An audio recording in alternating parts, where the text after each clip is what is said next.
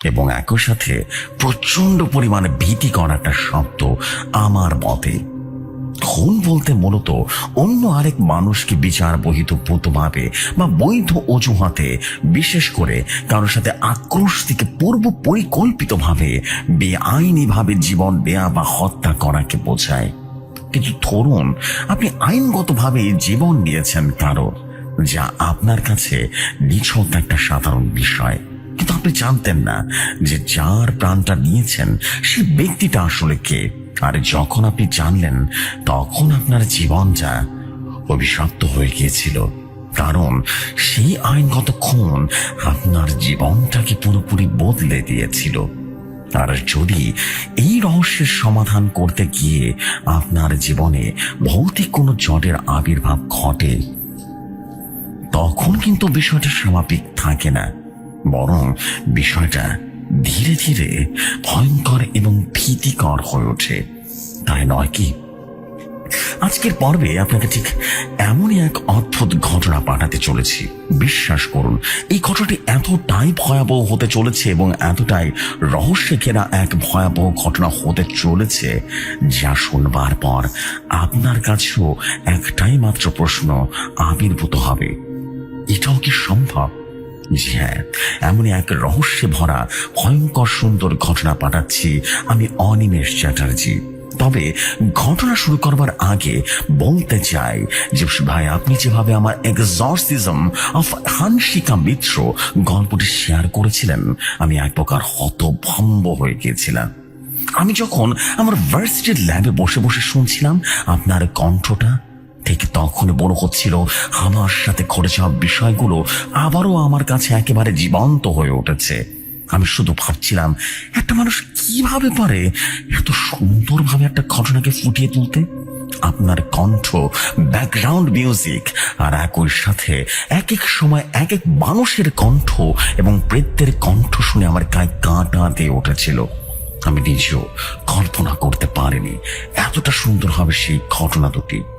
আরো বেশি আনন্দিত হয়েছিলাম তখন যখন আপনি আমাকে ইমেল করলেন যে আমার সাথে ঘটে যাওয়া আরো দুটি ঘটনা আপনি শোনাতে চান আপনার শ্রোতা বন্ধুদের সাথে। আমি আপনার উপর ভালোবাসা রেখে আজ আবারও লিখতে বসেছি। আজ এমন এক অদ্ভুত ঘটনা জানাতে চলেছি যা আমার কাছেও এক প্রকার রহস্য হয়ে থেকে গিয়েছে। শুরু করি তাহলে আমার ঘটনাটা আজ থেকে প্রায় 4 বছর আগের ঘটনা। হঠাৎ একটা অদ্ভুত স্বপ্ন দেখে আমার ঘুম ভেঙে যায়। স্বপ্নটা এমন ছিল যে আমি খুব অন্ধকার এক রাতের বেলা একটা পরিত্যক্ত বিল্ডিং এ ইনভেস্টিগেশনে গিয়েছি। বিল্ডিংটা ছিল 3 তলা বিশিষ্ট বিল্ডিংটা পুরোপুরি পরিত্যক্ত হয়ে গিয়েছিল, যাকে বলে গত 50 বছরও এই বাড়ির আশেপাশে কেউ আসেনি। বাড়ির চারিপাশে সবুজ সবুজ শ্যাওলা ঘিরে ধরেছে, জানালার কাঁচগুলো ভেঙে গিয়েছে, আর দেখে বোঝা যাচ্ছে এখানে প্রেত আত্মাদের বসবাস আছে। আমি বাড়ির ওপরের দিকে তাকালাম, দেখলাম 3 তলা জানালার কাঁচের ফাঁক দিয়ে দুটো চোখ তাকিয়ে আছে। মনে হচ্ছে কেউ যেন উকি মেরে আমাকে দেখছে। আমাকে দেখা মাত্রই সরে গেল সে অদ্ভুত চোখ দুটো। আমি ধীরে ধীরে এগিয়ে যাচ্ছি বাড়ির উপরের দিকে। আমার হাতে টর্চ লাইটটা জ্বালিয়ে দিলাম। দেখলাম বাড়ির সিঁড়িতে রক্তের ছোপ ছোপ দাগ। মনে হচ্ছে একটু আগে কাউকে এখানে মার্ডার করা হয়েছে। এরপর আমি আর দেরি না করে উপরের দিকে উঠে গেলাম। 1 তলা উঠেছি মাত্র, হঠাৎ 1 তলার দরজার সামনে দাঁড়াতেই লক্ষ্য করলাম দরজাটা আপনা আপনি খুলে গেল। মনে হলো কেউ যেন আমাকে স্বাগতম করছে এই বাড়িতে ঢোকার জন্য। আমি কিছুটা ইতস্তত বোধ করছিলাম, তারপরেও নিজের উপরে কিছুটা কনফিডেন্ট হয়ে ঢুকে পড়লাম ভেতরে। ঢুকে রীতিমতো বাজে একটা গন্ধে আমার নাকে আসলো। গন্ধটা এতটাই বিশ্রী ছিল যা আমি বলে বোঝাতে পারবো না। আমি সেই বাসায় ঢুকে লক্ষ্য করলাম দিন হয়ে গেছে। খুব অবাক হয়ে গেলাম। আমি তো একটু আগেও ঘুটঘুটো অন্ধকার দেখলাম, তাহলে এটা কি করে সম্ভব? এই বাসাটা ঢোকা মাত্র চারিদিকে রোদের আলো ঢুকছে। সেটা কিভাবে সম্ভব? আমার আর বোঝার বাকি রইল না। এই বাড়ির প্রেতগুলো এসব আমাকে দেখাচ্ছে, ভুলভাল ভ্রান্তি দেখাচ্ছে। আমি জানি এসব কিচ্ছু নয়, এটা সম্পূর্ণ মায়া, ভ্রান্তি, কুহক, আর কিচ্ছু নয়। আমার মস্তিষ্ক নিয়ে খেলছে তারা এখন। আমি সব চিন্তা বাদ দিয়ে আবারও একটু একটু করে এগিয়ে যাচ্ছি। আমি দেখলাম এই বাসাটা 3 রুমের বাসা। আমি ধীরে ধীরে এগোচ্ছি একটা রুমের দিকে। একটা রুমে গিয়ে রীতিমতো থমকে গেলাম। রুমে ঢুকিয়ে দেখলাম হুবু আমার নিজের চেহারার মতোই দেখতে 3 জন অনিমেষ চ্যাটার্জি দাঁড়িয়ে আছে। আর আমার দিকে তাকিয়ে 3 জন ব্যক্তি একসাথে বলে উঠল, কিরে অনিমেষ, চিনেছিস সবাই? বলতো আমি কি?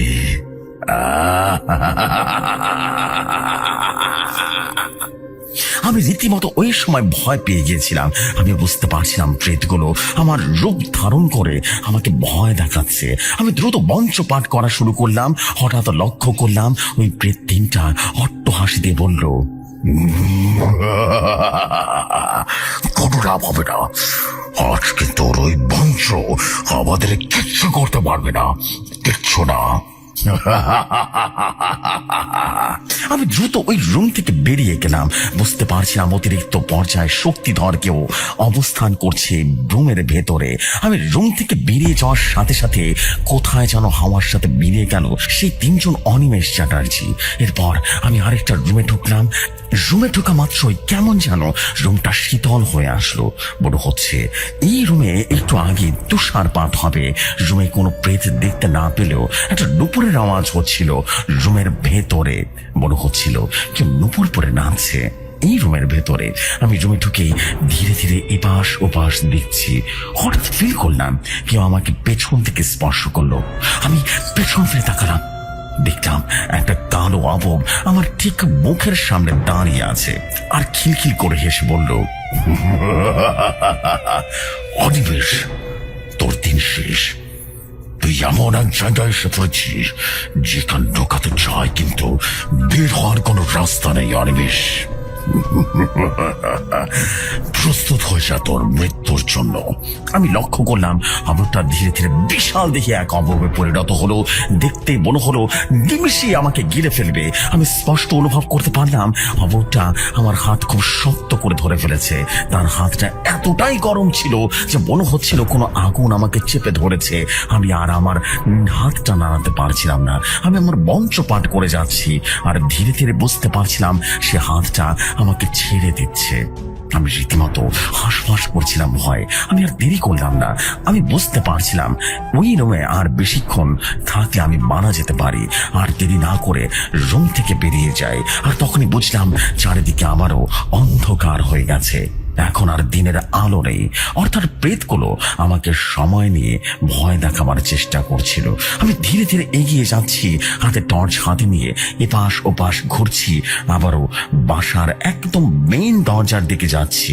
ঠিক তখনই যা দেখলাম তা দেখবার জন্য একদমই প্রস্তুত ছিলাম না। টর্চের আবছা আবছা আলোয় আমি দেখলাম একটা অঘরী বাবা সামনে দাঁড়িয়ে আছে। একদম খালি গা, পরনে লাল রঙের একটা ছোট্ট প্যান্ট। কুচকুচে কালো হয়ে গেছে সে লোকটা এবং সারা শরীরে বালু আর বালু। মাথায় বিশাল বড় বড় চুল আর জট পাকি আছে, মুখ ভর্তি দাড়ি। একটা নর কঙ্কালের মাথার খুলি হাতে নিয়ে দাঁড়িয়ে আছে। সেই কঙ্কালটার মাথা থেকে রক্ত চুয়ে চুয়ে মেঝেতে পড়ছে আর পুরো মেঝে রক্তে লাল হয়ে গেছে। আর আমার এখনো মাঝে মাঝে ভাবলে গায়ে কাঁটা দিয়ে ওঠে। এই বিষয়টা ভাবলে আমি একটু ভালো করে টর্চটা লোকটার মুখের উপরে মারতেই আমার শরীরটা রীতিমতো ঠান্ডা হয়ে আসলো। আমার বুকের ভেতরটা হঠাৎ করে ধক করে উঠলো। আমি স্পষ্ট দেখতে পেলাম আরে হঠাৎ কাশীনাথ তান্ত্রিক দাঁড়িয়ে আছে, আমার জীবনে একমাত্র ভয়ঙ্কর শত্রু। এই কাশীনাথ তান্ত্রিক আমার জীবনে একমাত্র ব্যক্তি যিনি কিনা আমাকে আমার স্বপ্নে এসে হুমকি দিয়ে গিয়েছিল যে সে আমাকে নজরে নজরে রাখবে এবং আজীবনের জন্য আমার শত্রু হয়ে যাবে এবং সময় মতো তার প্রতিশোধ সে নিয়েই ছাড়বে। আমি কাশীনাথকে শেষ একবারই স্বপ্ন দেখেছিলাম যখন হানসিকা নামের সে মেয়েটাকে আমি কাশীনাথ তান্ত্রিকের কালো জাদুর হাত থেকে রক্ষা করেছিলাম। আজ এতগুলো দিন পর আবারও দেখলাম কাশীনাথ তান্ত্রিককে, কিন্তু তার এমন ভয়াবহ রূপ দেখে আমার সারা শরীর কাঁটা দিয়ে উঠল। আমি আমার জীবনে কোনোদিন একটা প্রেতকে দেখে এতটা ভয় পাইনি যতটা ভয় পেয়েছিলাম সেদিন কাশীনাথ তান্ত্রিকের সে ভয়ঙ্কর চোখগুলো দেখে। যাই হোক, আমি দেখলাম কাশীনাথ তান্ত্রিক নামের সে বৃদ্ধ একদম ভাবলি শূন্য হয়ে দাঁড়িয়ে আছে, যেন চোখে মুখে কোনো প্রাণ নেই।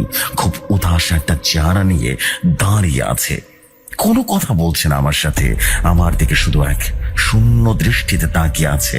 আমি তাকে কিছু বলতে যাব, লক্ষ্য করলাম আমার মুখ আটকে গেছে, যেন অলৌকিক শক্তিতে আমার মুখ আটকে দিয়েছে কেউ। মনে হচ্ছিল আমার বুকে কেউ সুপার গ্লুতে রীতিমতো আটকে দিয়েছে।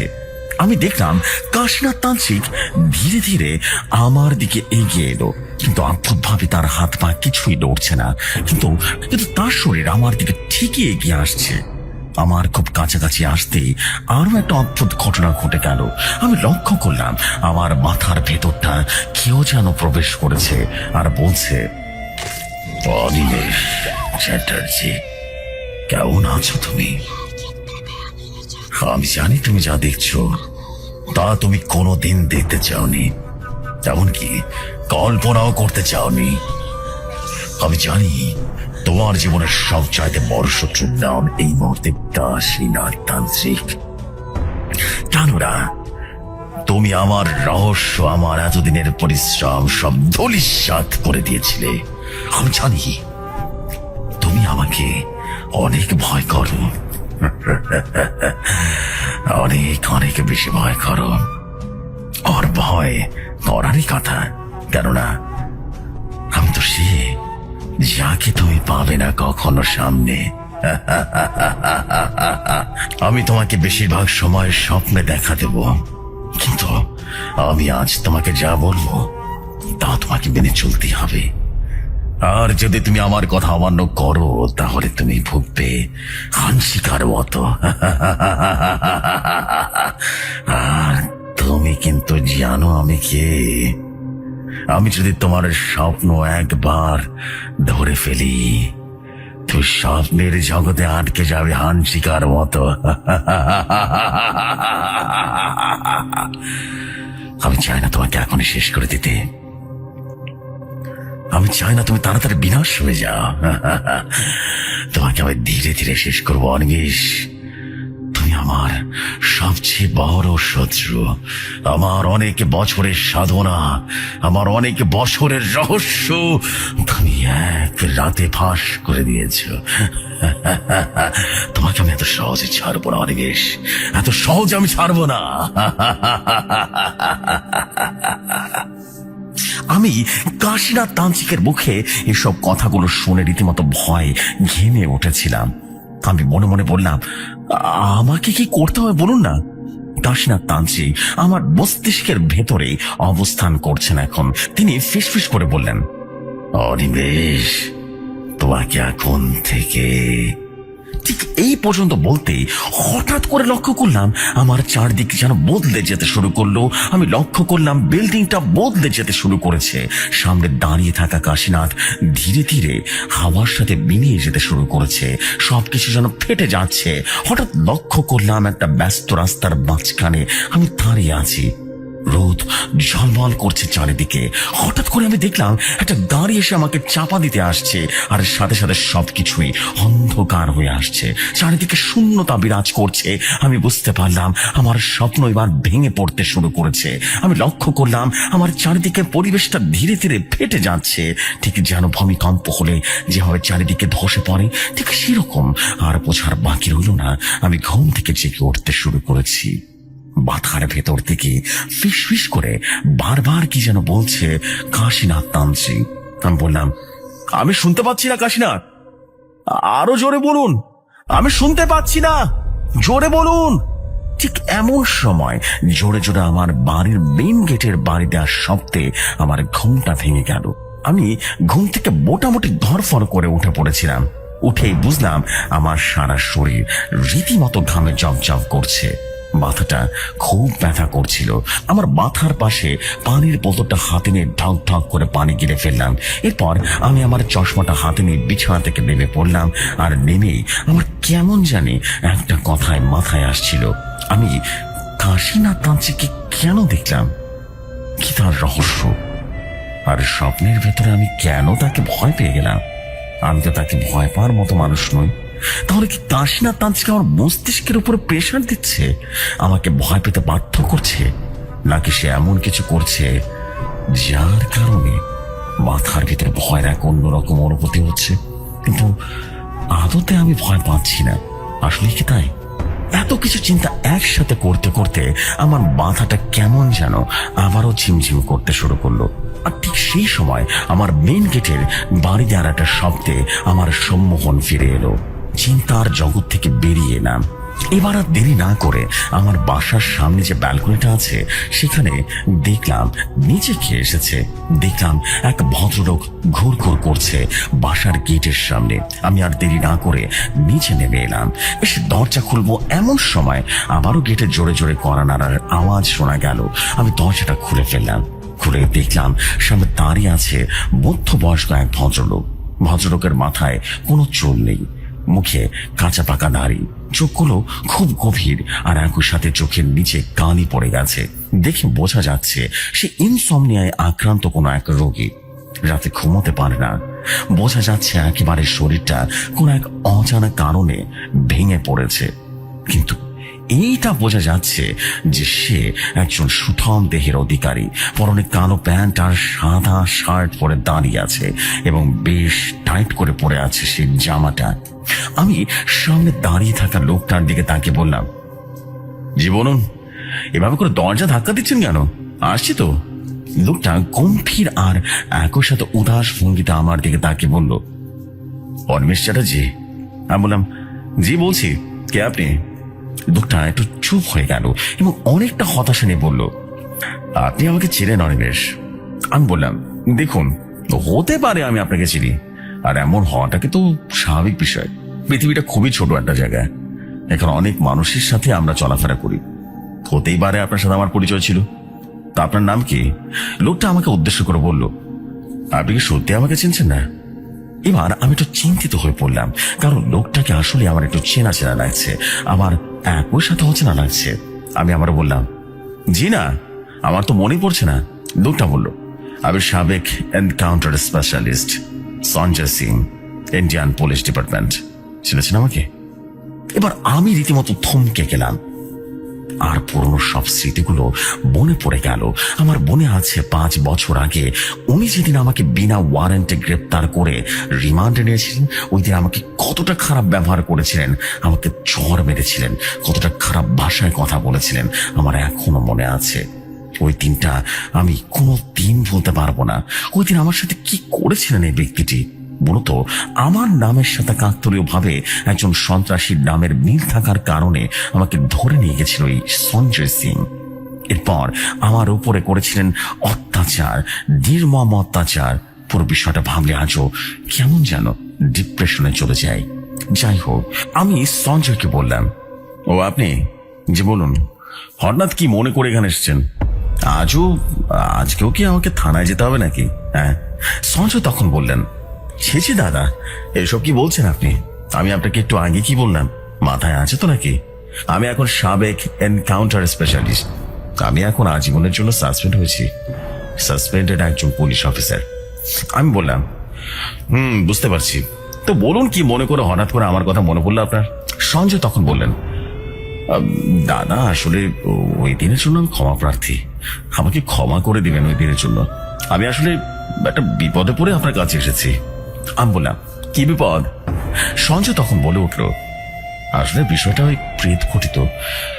আসলে আমি নিজেও একটু কনফিউজড, কারণ এই ভূত, প্রেত, শয়তান, কালো জাদু এসব একেবারে আমি বিশ্বাস করি না, বুঝলেন। তারপরেও মনে হলো আপনি যেহেতু একজন প্রেত সাধক, তাই আপনার কাছ থেকে হয়তো বা এর সমাধান পাওয়া যাবে। এই কথাটা শুনে আমি রীতিমতো বিরক্ত হয়ে গেলাম, আর বিরক্ত নিয়ে বললাম, আপনাকে কে বলেছে আমি প্রেত সাধক? প্রেত সাধক মানে বোঝেন আপনি? প্রেত সাধক বলতে তান্ত্রিক বোঝায়। আমি কোনো তান্ত্রিক নই, আমি একজন প্রফেসর, পদার্থ বিজ্ঞান পড়াই, আর পাশাপাশি আমি ভূত প্রেত বিষয় নিয়ে বিশ্লেষণ বা গবেষণা করি। আর কখনো কখনো ইনভেস্টিগেশন বা প্যারানর্মাল কোনো কেস এলে আমি সেখানে অবশ্যই যাই, এবং এটা আমার এক প্রকার হবি বলা যেতে পারে। আমি কোনো প্রেত সাধক নই, আশা করি বুঝতে পেরেছেন আপনি। সঞ্জয় তখন বলল, জি বুঝতে পেরেছি, আসলে ব্যাপারটা আমি ওভাবে বোঝাতে চাইনি স্যার। আমি বললাম, আমি বুঝতে পেরেছি আপনি কিভাবে বোঝাতে চেয়েছেন, আর আপনি তো নিজে ভূত প্রেত আত্মা এসব বিশ্বাস করেন না, আপনার হেল্প আমি কিভাবে করব? সঞ্জয় এবার একটু লজ্জা পেয়ে গেল আর কাঁচুমুচু হয়ে বলল, অনিমেষ স্যার, আমি বুঝতে পেরেছি আপনি এখনো আমার উপর রেগে আছেন, কিন্তু স্যার স্যার প্লিজ আমাকে ক্ষমা করে দেবেন স্যার। আমি আমি আপনার কাছে হাত জোড় করে ক্ষমা চাইছি স্যার। স্যার আমার জীবনটা পুরোপুরি বদলে গেছে স্যার, প্রতিটা দিন আমার মৃত্যুর দিকে এগিয়ে যাচ্ছে স্যার। আমাকে আমাকে ক্ষমা করে দিন স্যার, আমাকে ক্ষমা করে দিন, আমাকে বাঁচান। এই বলে সঞ্জয় রীতিমতো হাউমাউ করে কান্নাকাটি করা শুরু করে দিল। আমি এই দৃশ্যটা দেখে রীতিমতো হতভম্ব হয়ে গেছিলাম। এমন দুর্দান্ত অসাধারণ একজন শক্তিশালী লোক কিভাবে এত দ্রুত দুর্বল হয়ে পড়লেন, আর ভাবছিলেন মানুষটা কতটা দুর্বল হয়ে পড়লে আমাকে স্যার বলে অভিবাদন করছেন, যে কিনা আমাকে রীতিমতো থাপ্পড় মেরেছিলেন সেদিন। আর সেই মানুষটা হাত জোর করে ক্ষমা চাইছেন এবং আমাকে স্যার বলছেন। আমি সত্যি ওদিন অবাক হয়ে গেছিলাম। এবার আমি একটু সিরিয়াস হয়ে বললাম, আচ্ছা আচ্ছা এমন করবেন না, আপনি হাত জোর করছেন কেন? শান্ত হন, শান্ত হন সঞ্জয়। সঞ্জয় কিছুটা কান্না থামিয়ে বলল, স্যার একমাত্র আপনি আমার সম্বল, আপনি ছাড়া কেউ আমাকে উদ্ধার করতে পারবে না স্যার। স্যার আমাকে ফিরিয়ে দিবেন না, এই অধমকে ফিরিয়ে দিবেন না স্যার, আমি আজ একেবারে বদলে গেছি স্যার। এই বলে সঞ্জয় রীতিমতো আমার পায়ের কাছে এসে আমার পা চেপে ধরলো আর বলল, স্যার স্যার আপনি আমাকে উদ্ধার করবেন স্যার, আমি আর যে পারছি না। আমি অনেক মানুষের কাছে গেছি স্যার, কেউ আমাকে সুস্থ করতে পারেনি স্যার। আমি আরো কিছু সময় থাকতে চাই পৃথিবীর বুকে, স্যার আমাকে ফিরিয়ে দিবেন না, আর কোনোভাবে ফিরিয়ে দিবেন না। আমার তখন আমার বাবার কথা মনে পড়ে গিয়েছিল। ঠিক এভাবেই আমার বাবার পায়ের কাছে এসে লোকজন তাদের সমস্যা নিয়ে আসতেন, আর বাবা কোনোদিন কোনো মানুষকে ফিরিয়ে দেননি। এমনকি তার একজন শত্রু ছিলেন যিনি শেষ বয়সে আমার বাবার কাছে এসেছিলেন সুস্থতার জন্য। আমার বাবা তাকেও ক্ষমা করে দিয়েছিলেন। আমার বাবা আমাকে প্রায় বলতেন, শোনো অনিমেষ, ক্ষমা এমন এক শক্তিশালী জিনিস যা সবার মধ্যে থাকে না। ক্ষমা হলো সৃষ্টিকর্তার সবচেয়ে বড় নিয়ামত, এই পৃথিবীর সবচাইতে বড় শক্তিশালী জিনিস। এই শক্তির কাছে অনেক বড় বড় শক্তি হার মেনে নেয়। আমার বাবার কথাটা মনে পড়তেই আমি সাথে সাথে সঞ্জয়কে মাটি থেকে উঠিয়ে আমার বুকে জড়িয়ে ধরে বললাম, সঞ্জয় আমি আপনাকে ক্ষমা করে দিচ্ছি সঞ্জয়, আপনি শান্ত হন, আমি আছি তো, আমি আপনাকে হেল্প করব, আপনি শান্ত হন, প্লিজ শান্ত হন, কান্না করবেন না প্লিজ, আপনার মতো এত শক্তিশালী মানুষ এভাবে কাঁদে না, আপনি শান্ত। সঞ্জয় কাঁদো কাঁদো হয়ে বলল, সত্যি আপনি আপনি আমাকে ক্ষমা করে দিয়েছেন স্যার, আপনি আমাকে ক্ষমা করে দিয়েছেন। সঞ্জয়কে দেখে বোঝা যাচ্ছিল সে পুরোপুরি মানসিকভাবে ভেঙে পড়েছেন। কোনো এক অজানা যন্ত্রণা তাকে ধীরে ধীরে ধ্বংস করে দিচ্ছে। তা না হলে এমন অসম্ভব সাহসী বীর সঞ্জয় সিং এক সময়ের প্রতাপশালী এক এনকাউন্টার স্পেশালিস্ট কিভাবে আজকে এমন ভয়াবহ দশা হতে পারে? আমার জানা মতে তার নাম শুনলেই নাকি এলাকার সন্ত্রাসীরা রীতিমতো থরথর করে কেঁপে উঠত। আজ তার এতটা ভয়াবহ অবস্থা, হায় ভগবান। আমি বললাম, অবশ্যই আপনি কাঁদবেন না, আপনি ভেতরে আসুন, আমি আপনার সব ঘটনা শুনবো, আপনি সব বলবেন, কথা দিচ্ছি আমি আপনার সাথে আছি। সঞ্জয় এবার তার চোখের পানি মুছতে মুছতে বললেন, সব ভগবানের কৃপা। এই বলে ধীরে ধীরে আমার সাথে আমার বাড়িতে প্রবেশ করলেন। আমার বাড়িটা মূলত 5 রুমের ডুপ্লেক্স বাড়ি। পুরো বাড়িটা মূলত আমি নিজেই করেছিলাম। নিচে ড্রয়িং রুম আর কিচেন, আর উপরে আমার শোবার ঘর, আর সামনে একটা বড় লন আছে। এই লনে বসে বসে আমি মূলত আমার টাইম পাস বা চা কফি খাই, আর ডায়েরিটা নিয়ে বসে বসে পড়ি। কখনো কখনো উদাস মনে আনসলভ কেসগুলো ঘাটাঘাটি করি। আমি সঞ্জয়কে আমার ড্রয়িং রুমে বসতে বললাম।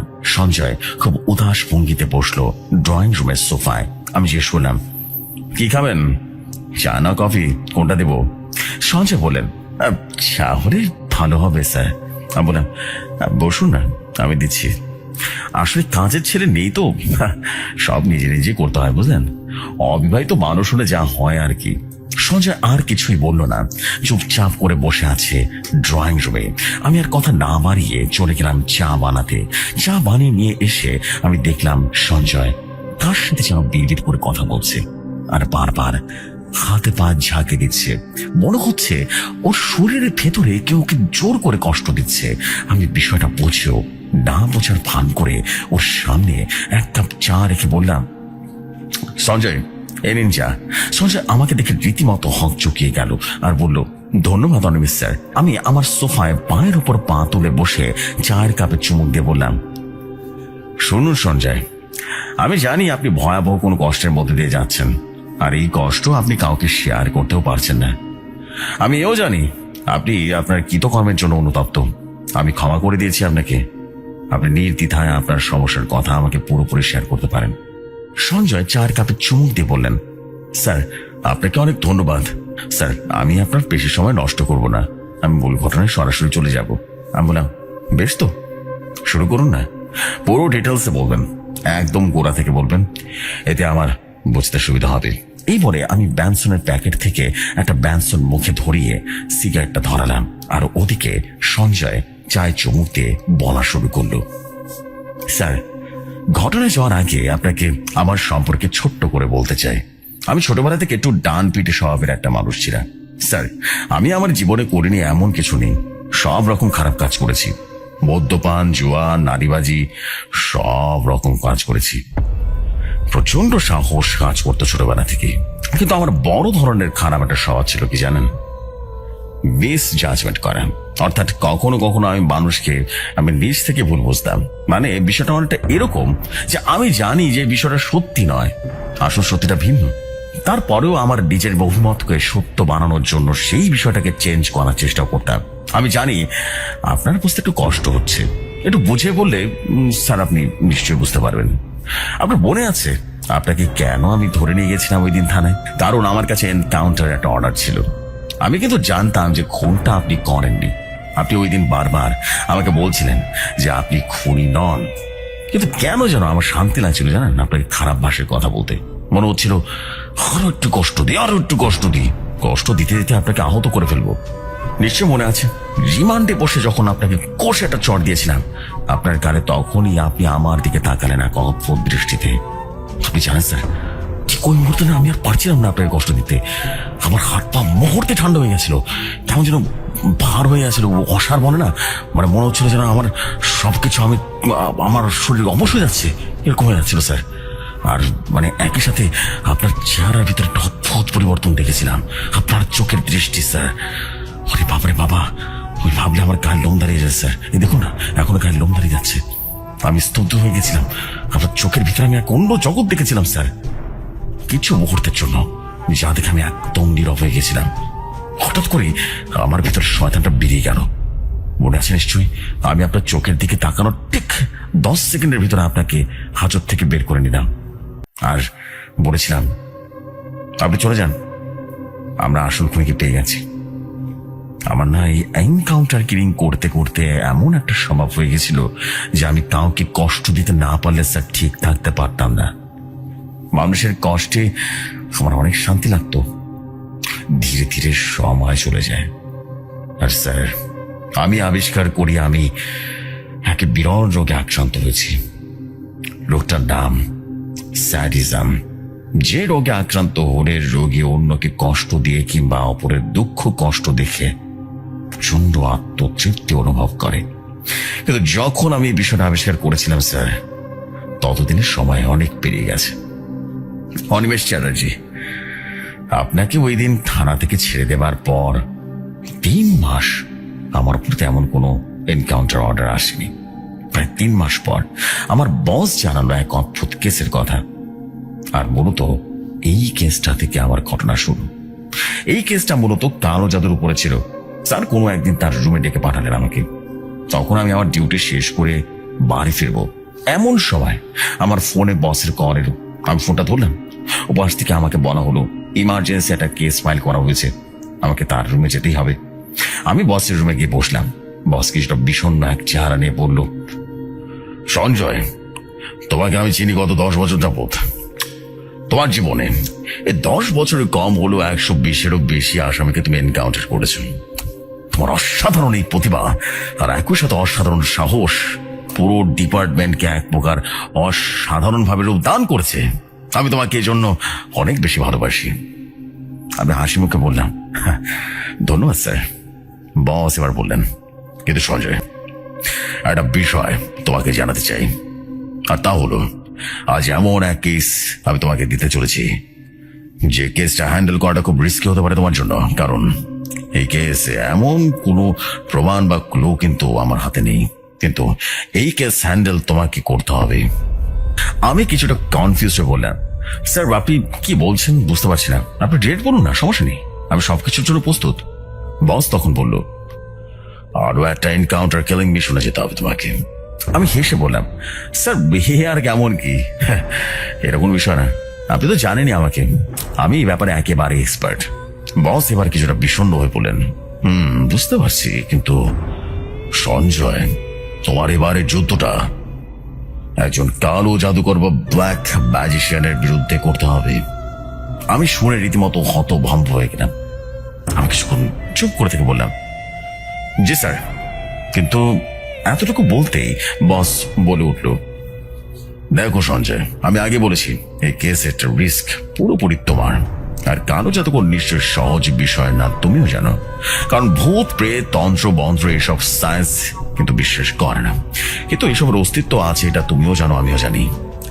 আর তাই আমরা এই প্রথমবার এমন একটা বিষয়ের উপরে যুদ্ধে নামতে যাচ্ছি যার কোনো প্রমাণ নেই, নেই কোনো সামাজিক ভাবে ব্যাখ্যা, তারপরেও সেটাকে প্রমাণ করতে হবে।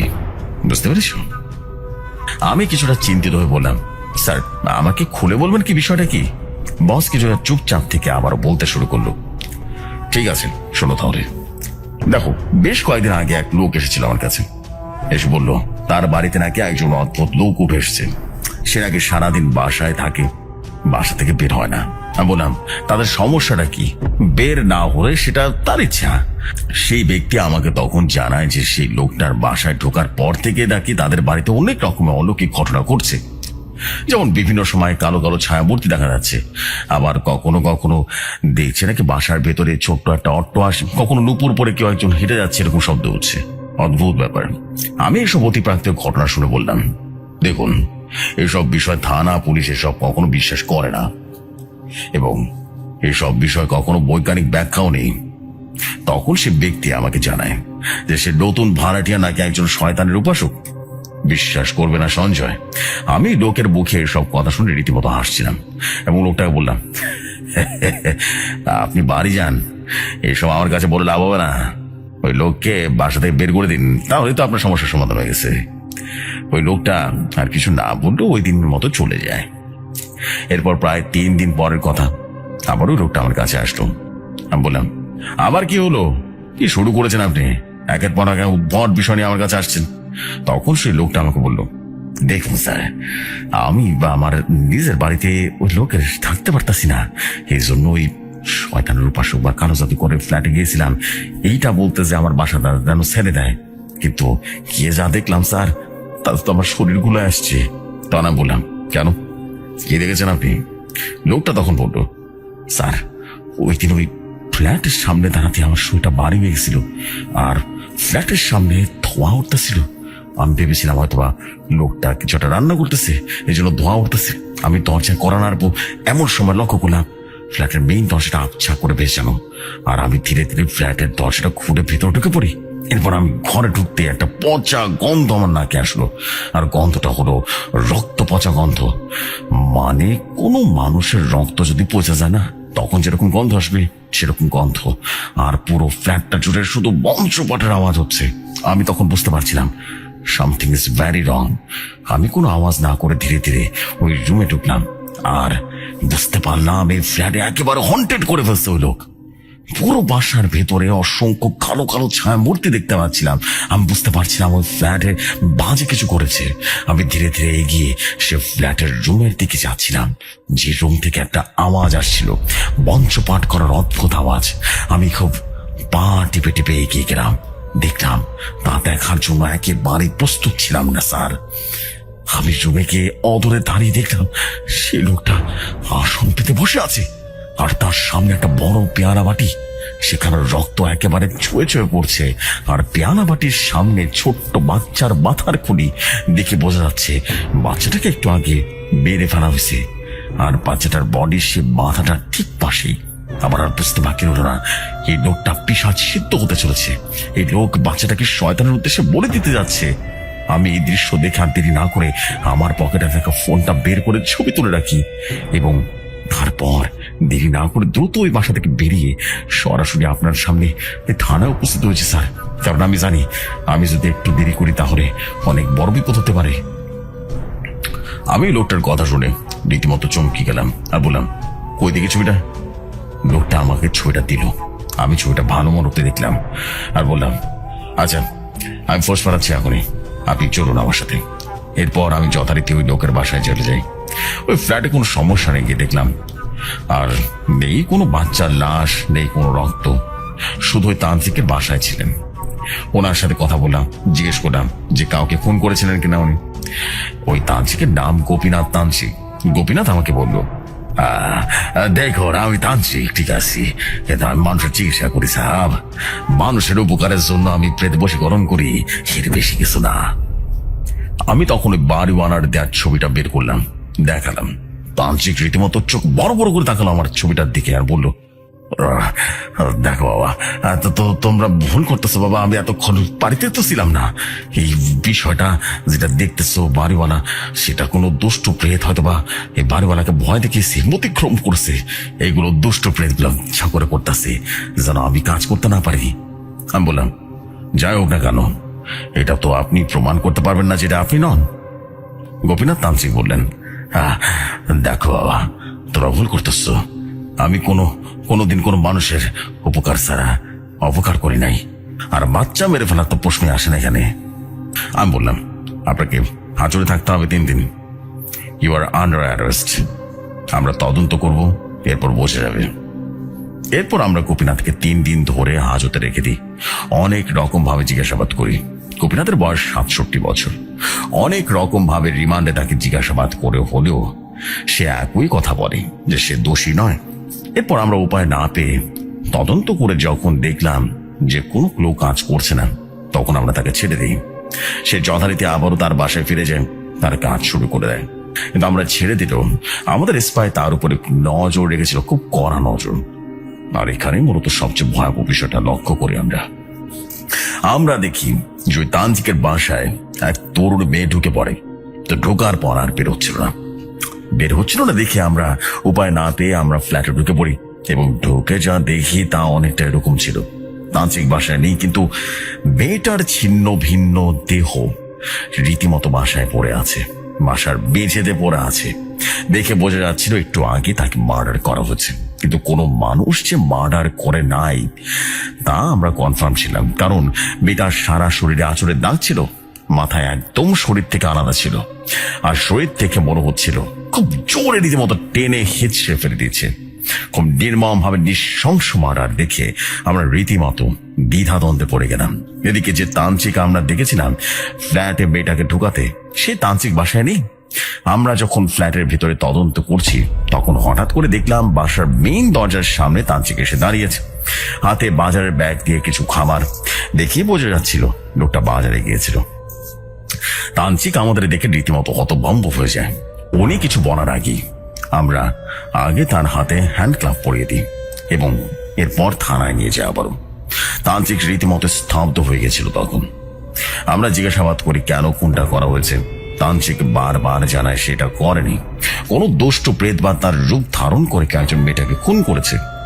আমরা তার উপরে রীতিমতো রিমান্ড নিয়ে অত্যাচার করেছিলাম, কিন্তু কোনোভাবেই সে মুখ খুলেনি। শুধু সে বলছিল, সাহেব আমি যদি চাই আমার শক্তি খাটিয়ে এই থানা থেকে বেরিয়ে যেতে পারবো, কিন্তু আমি তা করবো না, কারণ এটা নিয়ম বিরোধী, প্রকৃতি বিরোধী। আমি চাই না প্রকৃতি বিরোধী কাজ করতে। আমরা আর দেরি না করে তাকে কোর্টে চালান করে দিই। এরপর বাদী হয়ে সে বাড়িওয়ালা মামলা করে দেয়, আর এরপর সে এখন হাজতে আছে। পুরো ঘটনাটি স্যার আমাকে এক নিঃশ্বাসে বলে থামলেন, আমি বললাম, সব তো ঠিক আছে, কিন্তু এখন আবার কি হলো? স্যার তখন বললেন, দেখো সঞ্জয়, আমরা বুঝতে পারছি সে একজন মার্ডার, এবং যেহেতু কালো জাদুকর এবং একজন তান্ত্রিক, তাই এই লোককে বাঁচিয়ে রাখলে আমাদের ক্ষতি হতে পারে। এমনকি এই লোকের কারণে আরো মানুষের প্রাণহানি হয়েছে ইতিমধ্যে। থানায় কর্মরত দারোগা গণেশ পান্ডের লাশ পাওয়া গেছে, যদিও সে নাকি হার্ট অ্যাটাক করেছে সবাই বলছে। আর এরপর আরো একজনের প্রাণহানি ঘটল। সাব ইন্সপেক্টর জয়ন্ত গত 2 দিন আগে কর্মরত অবস্থায় সুইসাইড করেছে। নিজের হ্যান্ড গান মাথায় ঠেকিয়ে নিজেই আত্মহত্যা করেছে।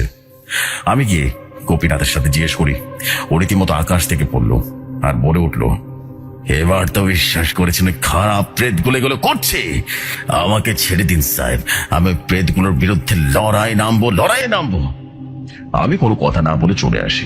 আমি জানি ওই কারো জাদু করে কোনো একটা কেরামতি করছে, আর যেভাবে বাচ্চাগুলো আর মেয়েটাকে খুন করেছিল তার সত্যি দ্বারা টিকোবারি, মানে ভূত প্রেত পিশাচ যায় বলো না কেন সেটা দিয়ে আর কি।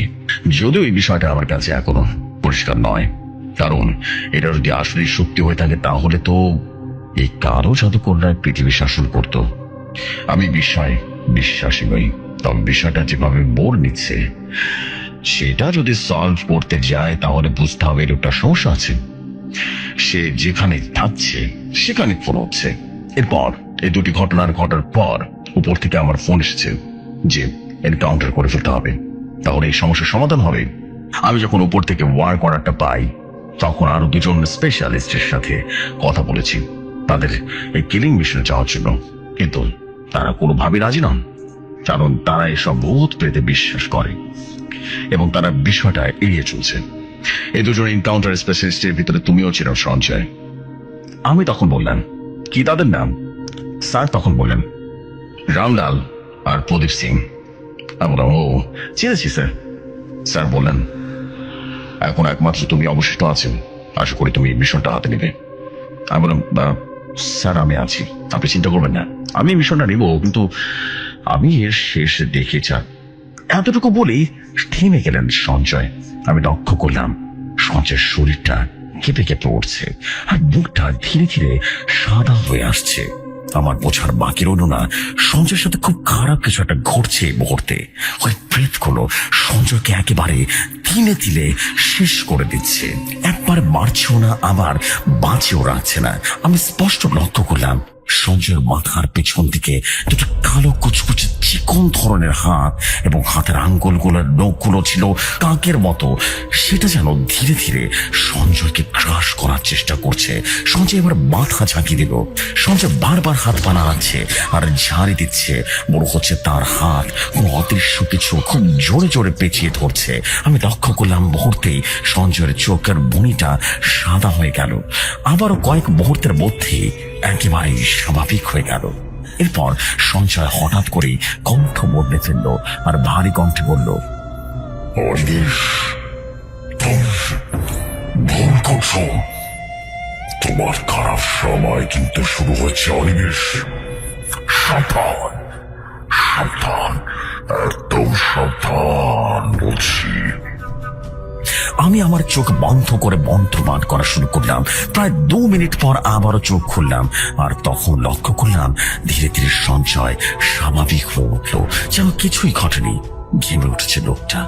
এরপর একটু নড়ে চড়ে বলল, হ্যাঁ স্যার, কোথায় জেনেছিলাম? আমি বুঝলাম লোকটা নিজেও বুঝলি তার সাথে এতক্ষণ কি ঘটছে, আর ঘটছে অবিরাম ভাবে। আমি কিছু না বুঝার ভান করে বললাম, হ্যাঁ যা বলছিলেন। তো সিগারেট খাবেন নাকি? সঞ্জয় বেশ সাবলীল ভঙ্গিতে বললেন, মন্দ নয়, তবে আমার যে অবস্থা যাচ্ছে এতে করে সিগারেট না খাওয়াটাই ভালো হবে। তবে আপনি যেহেতু বললেন, দিন একটু টেনে দিই। আমি আমার সিগারেটের প্যাকেট থেকে একটা সিগারেট নিয়ে সঞ্জয়কে দিলাম। সঞ্জয় সিগারেটটা একটু টেনে আবারও বলতে শুরু করলেন। স্যার আমাকে সবকিছু বুঝিয়ে দিলেন। আমি স্যারের রুম থেকে বেরিয়ে গেলাম। বাসায় গিয়ে ফ্রেশ হয়ে রাতের খাবার খেয়ে ঘুম দিলাম। আর তখনই ঘটলো এক অদ্ভুত ঘটনা। আমি ঘুমের মধ্যে একটা বাজে স্বপ্ন দেখলাম। স্বপ্নটা অনেকটা এমন ছিল, আমি একটা সরু রাস্তায় দাঁড়িয়ে আছি।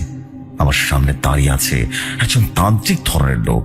চুলগুলো উস্কো খুস্কো, গাল ভর্তি দাড়ি, আর খুব শুকনো এবং বেশ লম্বা একজন লোক কালো আলখাল্লা পরে আমার সামনে দাঁড়িয়ে আছে। লোকটা খুব শান্ত গলায় আমাকে বলল, সঞ্জয় বাবা, তুমি ভুল করতে যাচ্ছ, এক মহাপাপ করতে যাচ্ছ সঞ্জয়। যে পাপের শাস্তি তুমি পাবে, তোমাকে পেতেই হবে। সময় থাকতে নিজের চিন্তাকে বদলে ফেলো সঞ্জয়, না হলে সময় তোমাকে ছাড়বে না, মাথায় রেখো। এতটুকু বলে লোকটা মুহূর্তে কেমন যেন ভয়ঙ্কর একটা রূপ নিল।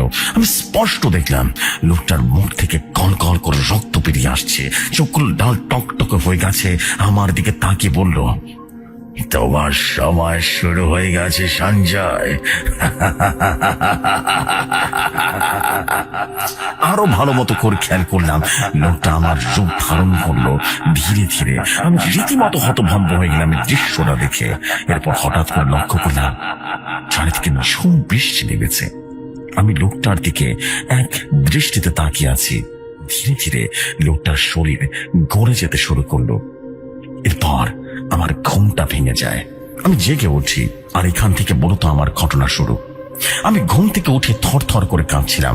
জীবনে প্রথমবার এতটা ভয় পেয়ে গেছিলাম। বারবার শুধু লোকটার ভয়ঙ্কর চোখ দুটো আমার চোখে ভাসছিল।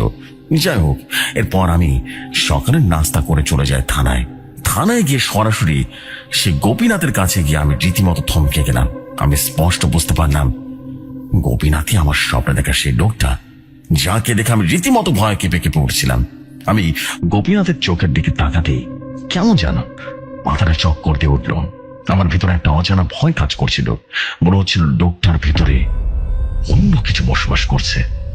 কি ভয়াবহ গভীর একটা চোখ স্যার, যা কোনো মানুষকে সম্মিলিত করে ফেলতে পারে। আমি গোপীনাথকে বললাম, আপনি গোপীনাথ? গোপীনাথ বলল, যে আমি এটাও জানি আপনি কেন এসেছেন আমার কাছে। আমি গোপীনাথকে বললাম, কেন এসেছি বলুন তো? গোপীনাথ বলল, আজ 12টায় আমাকে নিয়ে যাবেন তো? আমাকে মেরে ফেলবেন তো? এনকাউন্টার করে, তাই না?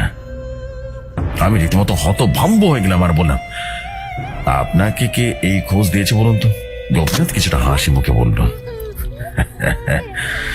পেছনে তাকিয়ে দেখুন না সঞ্জয় সাহেব। আমি না ভয় ভয় পেছনে তাকিয়ে দেখলাম, আরে আমার পেছনে একটা গোপীনাথ দাঁড়িয়ে আছে।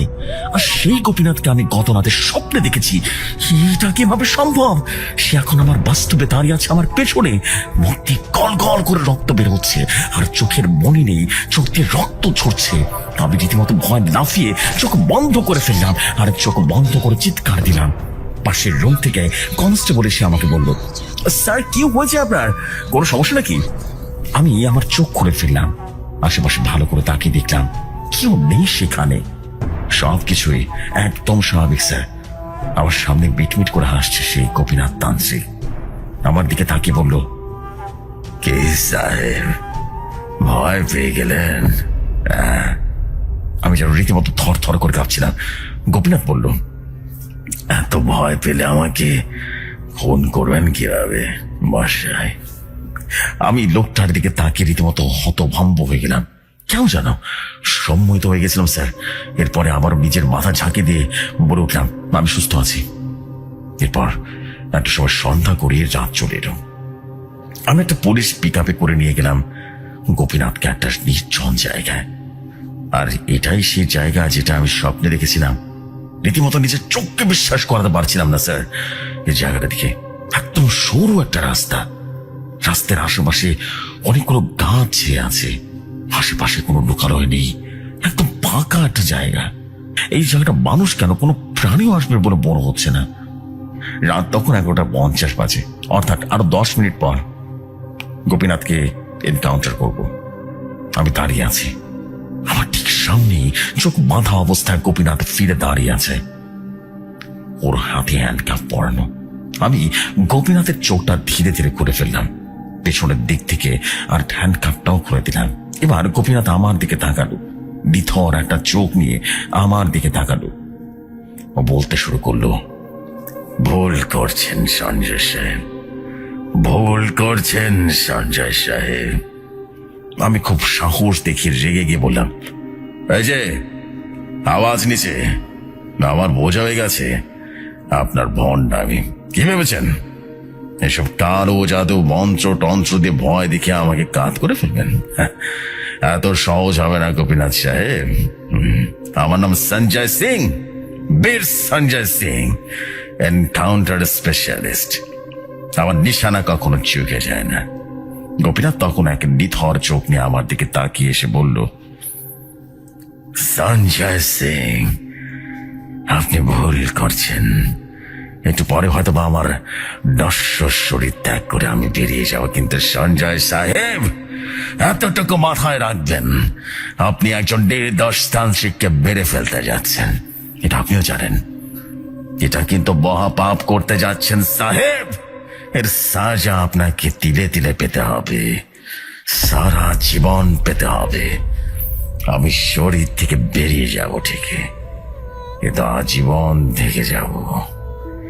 সাথে থাকবেন আপনি। তখন কিন্তু আজকের মতো দাপট থাকবে না সঞ্জয় সিং।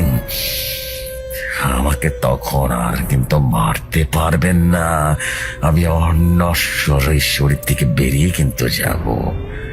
আমি আবারও বলছি সাহেব, ওই খুনগুলো আমি করিনি। ওটা প্রেতগুলো করেছে আপনাদের গুমরাহ করার জন্য আর আমাকে ফাঁসিয়ে দেওয়ার জন্য। আমি রীতিমতো হেসে বললাম, ভয় দেখান আমাকে না।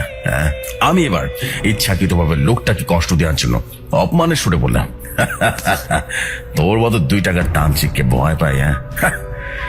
আর যত আরামত পাওয়া গেছে সব কিছু তোর দিকেই যাচ্ছে, বুঝতে পেরেছিস? তুই ছাড়া আর অন্য কেউ খুনটা করেনি। এমনকি আমাদের কাছে ছবিও আছে, একদম প্রকাশ্য প্রমাণ। তুই তো মরবি আজকে আমার হাতে। গোপীনাথ আহত হয়ে ভারী গলায় বললেন, সময় বলে দেবে কে দোষী আর কে দোষী নয়। আমি আবারও ফিরে আসবো সঞ্জয় সিং, তখন আপনার এই দাপট কিন্তু একেবারে ধ্বংস হয়ে যাবে সঞ্জয় সিং। আর আমাকে এত খারাপ ভাবে অপমান করে যাচ্ছেন, এই অপমানের জবাব আমি ওই দিন ঠিকই দেব। সেদিন কিন্তু সময়টা ভিন্ন হবে সঞ্জয় সিং। আমি রীতিমতো খুব রেগে গেলাম আর অনেক বেশি গালাগালি করলাম সেই গোপীনাথকে। আর বললাম, ভয় দেখাস নটির দল, খনির বাচ্চা, হারাম খোর তুই। 2 টাকার তানছি, দুটো খুন করে এত কথা বলছিস? এই বলে রীতিমতো চড় দিলাম আর বললাম, শয়তানের দালান। এইটা বলা মাত্র হঠাৎ করে আমার মুখ রীতিমতো আটকে গেল। আমি আর কোনো কথা বলতে পারছিলাম না স্যার। হঠাৎ করে লক্ষ্য করলাম আমার সারা শরীর মুহূর্তে প্যারালাইজড হয়ে গেছে, আর যেন আমি মূর্তির মতো হয়ে গেছি। আর মূলত এই বিষয়টা আমার জীবনকে ধ্বংস করে দিয়েছিল, জানেন স্যার। আমি এমন গালাগালি করার পর লক্ষ্য করলাম আমার সামনে রীতিমতো রাগে গদগদ করে তাকিয়ে আছে গোপীনাথ। লক্ষ্য করলাম তার চোখে কোনো মনে নেই। আমি দেখলাম আকাশে বিজলি চমকে গেল, চারিদিকে ঝুম বৃষ্টি হতে শুরু করলো, একদম শূন্যতা। চারিদিকে দেখলাম মুহূর্তেই যেন অন্ধকার। এরপর লক্ষ্য করলাম এক অলৌকিক বিষয়, আর তা হলো আমি দেখলাম গোপীনাথ ধীরে ধীরে লম্বা হতে শুরু করলো। আর ওর পেছনে আশেপাশে চারিদিকটা দেখলাম শুধু গোপীনাথের মতো অসংখ্য মানুষ দাঁড়িয়ে আছে। তাদের সবার চোখ দিয়ে রীতিমতো রক্ত গড়িয়ে গড়িয়ে পড়ছে, বুক থেকে কালো আলকাচ্চার মতো কিছু একটা বেরিয়ে আসছে। সবার চেহারা হুবহু গোপীনাথের মতো দেখতে। এতগুলো আবু দেখে আমার যেন গা হিম হয়ে গেল। আর এতগুলো মানুষ একসাথে আমার দিকে তাকিয়ে হাসা শুরু করলো।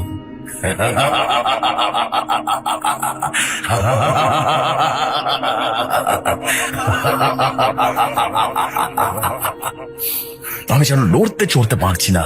হঠাৎ আমার চোখ বন্ধ করে ফেললাম। আমি জানি আমি যা দেখছি সব মিথ্যে, একটাও সত্যি নয়। গোপীনাথ আমাকে দেখাচ্ছে এসব আমার মনের ভুল। আমি আবারও চোখ খুললাম, দেখলাম অনেকগুলো সে গোপীনাথের মতো লোকগুলো আমার 1 হাত দূরে দাঁড়িয়ে আছে।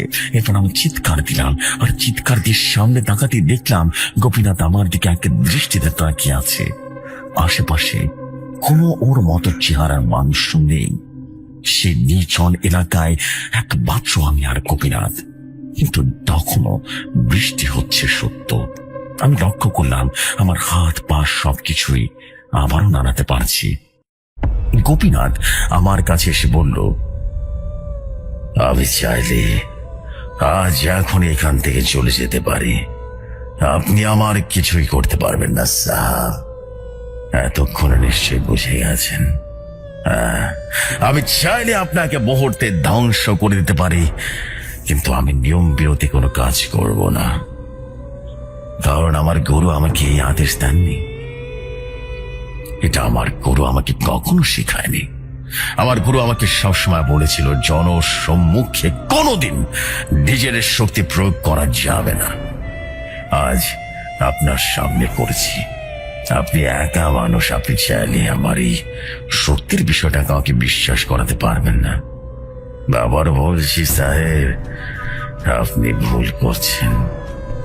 আমি নির্দোষ। আমি তখন বললাম, 12টা বেজে গেছে, আমাকে আমার কাজ করতে দিন। আপনি সামনের দিকে এগোতে থাকুন, যান। গোপীনাথ আর কোনো কথা বলল না, শুধু একটা বিকৃত হাসি দিল। পেছন ফিরে ধীরে ধীরে এগিয়ে যাচ্ছে গোপীনাথ। আমি বন্দুকটা তাক করে তাকিয়ে আছি। একটা করে যে কখন বন্দুক থেকে বেরিয়ে গোপীনাথের শরীর ভেদ করে চলে তার খেয়ালই করিনি। লক্ষ্য করলাম গোপীনাথের শরীরটা সামনের দিকে হট করে একটা ঝাঁকি খেয়ে পড়ে গেল। আর ঠিক তখনই আমার বুকের ভেতরটা থক করে উঠল।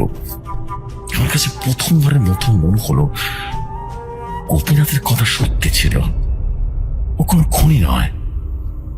আমি বড় ধরনের একটা ভুল করে ফেলেছি, যার মাসুল আমাকে কমতে হবে, খুব দ্রুতই কমতে হবে। আমি দ্রুত আমার কাজ শেষ করে সব আনুমতি মিটিয়ে ওর লাশটা গাড়িতে তুলে নিলাম। আর মূলত এখান থেকে আমার জীবনের সবচাইতে ভয়াবহ অধ্যায়ের সূত্রপাত হয় স্যার। সঞ্জয় এতটুকু বলেই কেঁদে ফেললেন, রীতিমতো হাউ মাউ করে কাঁদছেও। বেশ কিছুক্ষণ কান্নার পর আমি দেখলাম সঞ্জয় উঠে একেবারেই যেন চুপ হয়ে গেছে। আমি এবার অদ্ভুত একটা বিষয় লক্ষ্য করলাম, আর তা হলো সঞ্জয়ের শরীরটা ধীরে ধীরে আবারও কেঁপে উঠছে। আর একই সাথে দেখলাম সঞ্জয়ের ঘাড়ের পেছন থেকে ছোট্ট একটা মাথা উকি মারছে। ঠিক যেভাবে বাচ্চারা বড়দের পেছন থেকে উকি মেরে দেখে, ঠিক সেভাবে কেউ একজন আমাকে উকি মেরে দেখছে। এরপর আমি যা দেখলাম তা দেখার জন্য মোটেই প্রস্তুত ছিলাম না। আমি দেখলাম ওই মাথাটা ধীরে ধীরে বড় হতে লাগলো। মাথাটার কোনো চোখ নেই, কিন্তু মুখ আছে, আর সেই মুখ দিয়ে সাদা সাদা কিছু একটা তরল বেরিয়ে আসছে, আর সেখান থেকে একটা কালো বিচ্ছু টাইপের কিছু একটা বেরিয়ে আসছে। আমি যাতে রীতিমতো স্তব্ধ হয়ে গেলাম। এদিকে সঞ্জয়ের শরীরটা শিথিল হয়ে এসেছে। সঞ্জয় কিছুটা হেলে পড়েছে সোফায়। লক্ষ্য করলাম সঞ্জয়ের শরীরটা ধীরে ধীরে সাদা হয়ে আসছে, মনে হচ্ছে শরীরের ভেতরে কিছু একটা হতে চলেছে। আমি বললাম, সঞ্জয়, আপনি ঠিক আছেন? হ্যাঁ, এদিকে তাকান, আমার দিকে তাকান। সঞ্জয় আমার দিকে তাকালো। আমি স্পষ্ট দেখতে পাচ্ছি সঞ্জয়ের চোখ দিয়ে পানি পড়ছে, চোখটা রীতিমতো লাল হয়ে গেছে। এরপর আমি দেখলাম সঞ্জয়ের চেহারা ধীরে ধীরে বিকৃত হতে শুরু করলো। সঞ্জয়ের বুকের ভেতরে একটা আওয়াজ আসছে, অট্টহাসির আওয়াজ, যে আওয়াজটা যে কোনো মানুষকে ভয় পাইয়ে দেবে। আর আমি দেরি না করে সঞ্জয়ের উপর বঞ্চপাঠ করা শুরু করলাম। দেখলাম সঞ্জয় স্বাভাবিক হচ্ছে না, বরং ভেতরের আওয়াজটা আরো বেড়ে যাচ্ছে।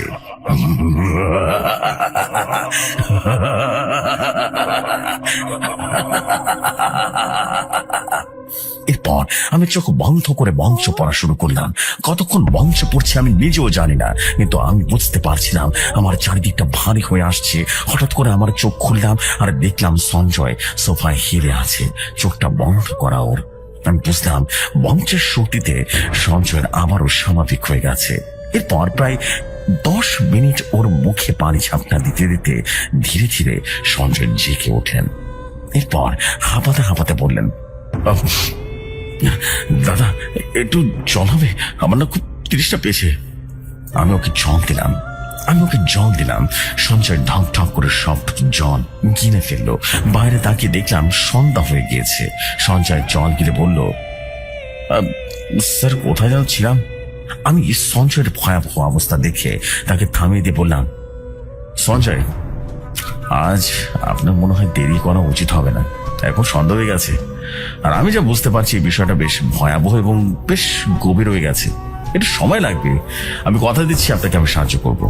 আর আপনার ভেতরে যে আছে সে কিন্তু সমাজ আপনাকে ছেড়ে যাবে না। সঞ্জয় কথাটা শুনে বেশ বিষণ্ণ হয়ে পড়ল। স্যার, আজ তাহলে উঠি নাকি?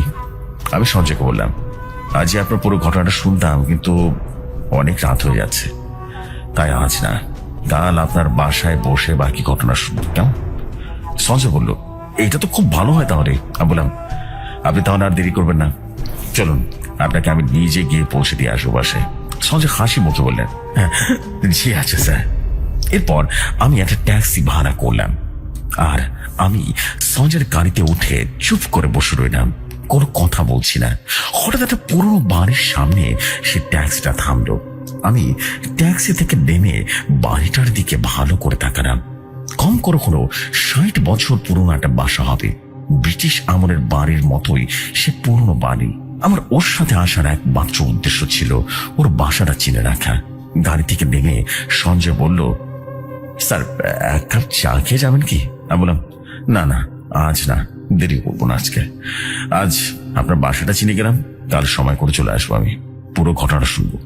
এই বলে বাড়িটার দিকে তাকালাম আর রীতিমতো আমার বুকটা থক করে উঠলো। কি? আমি বাড়ির উপরে তালার জানালার দিকে তাকিয়ে দেখলাম ওখানে একটা সঞ্জয় দাঁড়িয়ে আছে। এটা কিভাবে সম্ভব? আমি লক্ষ্য করলাম ও আমার দিকে লক্ষ্য করছে। এদিকে আমার সঙ্গে দাঁড়ানো সে সঞ্জয়ের হাসি মুখে আমার দিকে তাকিয়ে আছে। আমি বুঝে গেলাম ঘটনাটা আসলে বেশ ভয়াবহ হতে চলেছে। জাদুকরের ঘটনা ছাড়াও আরো ভয়ঙ্কর ঘটনা আছে এর মধ্যে। আমি আবার উপরের দিকে তাকিয়ে দেখলাম, জানালার দিকে তাকিয়ে লক্ষ্য করলাম কেউ নেই সেখানে, শুধু একটা ছায়া নড়াচড়া করছে। আমি সঞ্জয়কে বললাম, আজ তাহলে চলি, কেমন? কাল আমি দুপুরের দিকে আসবো আপনার বাসায়, এরপর পুরো ঘটনাটা শুনবো, একদম ডিটেলে বলবেন আপনি। সঞ্জয় তখন বলল, জি আছে স্যার। এরপর আমার ভাড়া করা ট্যাক্সিতে উঠে পড়লাম।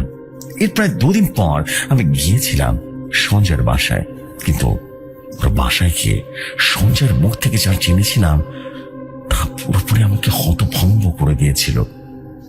এক ভৌতিক রহস্য সমাধান করতে গিয়ে এমন এক ভয়ঙ্কর অধ্যায়ের ভিতরে আমি জড়িয়ে যাব ভাবতেই পারিনি। আমি আমার এক জীবনে এতটা ভয়াবহ আর রহস্যময় ঘটনার সমাধান করিনি আগে। প্রিয় ভাই, আজকের ইমেলটা বেশ বড় হয়ে গেছে। পুরো ঘটনাটা আমি এক পর্বেই দিতে পারতাম, কিন্তু পারলাম না।